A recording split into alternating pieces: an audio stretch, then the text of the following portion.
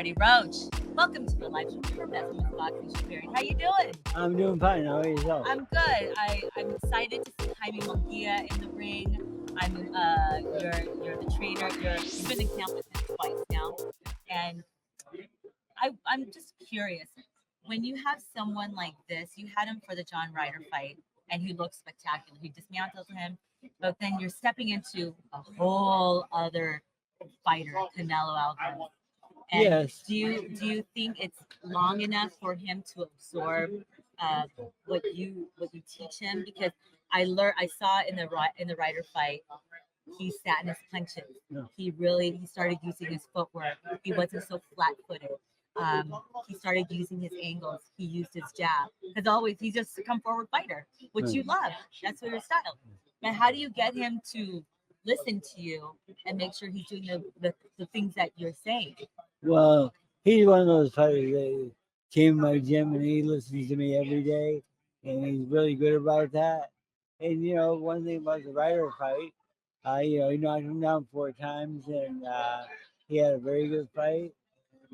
But his opponent has a common opponent of him, and he fought Ryder also. Yeah. And he did not write it down any time. Any. And look at I mean, my guy's a machine. Yeah. Now, I've said this, many have said this, and someone said even Munguia's defense is too leaky, I believe, and many have said that he gets hit a lot. Have you worked on that with him? Because he knows that. I mean, that's one of the reasons why he left. He changed trainers from Eric Morales, El Terrible, and then moved on to you. Did you notice that beforehand? Yes, but the thing is, it's something that we work on every day in training camp. Okay. And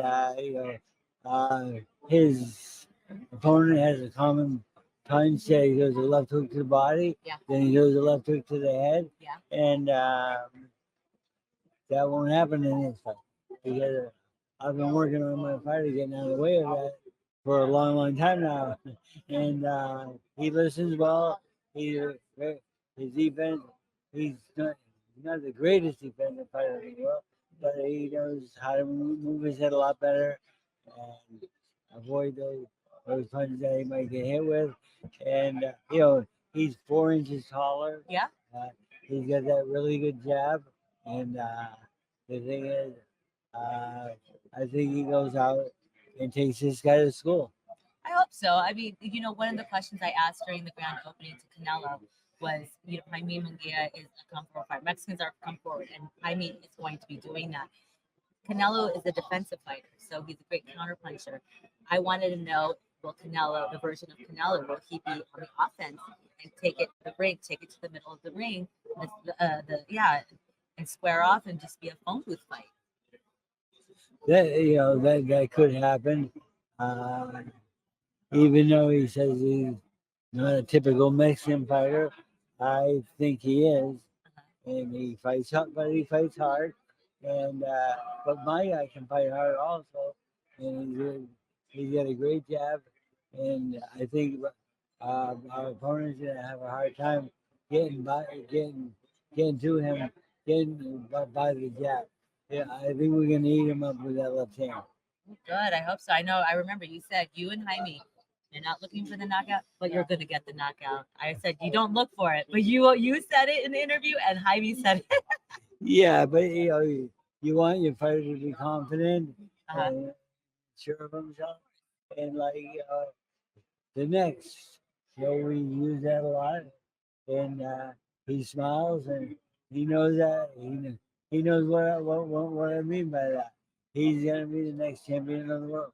And my final question, and this is a question that I've always wanted. He has such high respect for Saul. He watched him growing up. He said he's like, I watched him when I was walk.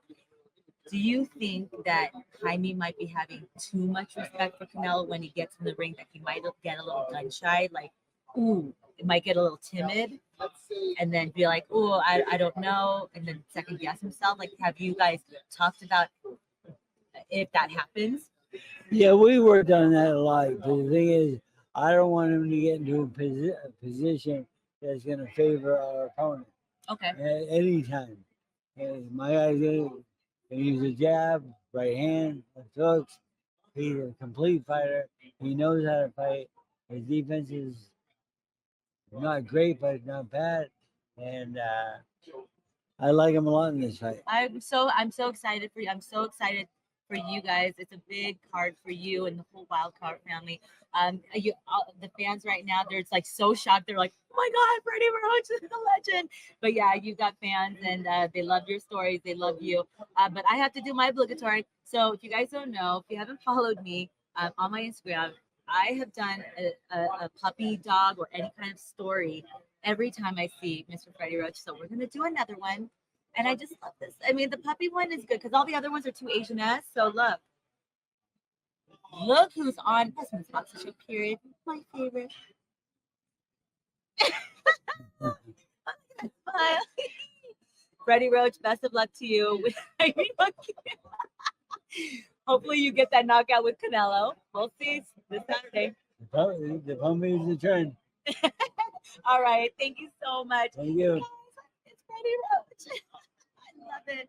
Oh, thank you, Freddie. I appreciate you. And best of luck to you guys. Best of luck to Team Stanionis and Callum Walsh. Love what you've done with him. And you know what? Tell him to stay away from bare knuckle. I know he's getting that itch. This is true. It is true.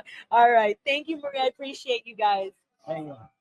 You see that? You see that? Freddie is the coolest. Marie, the best. You know what? My son still wears all the Freddie.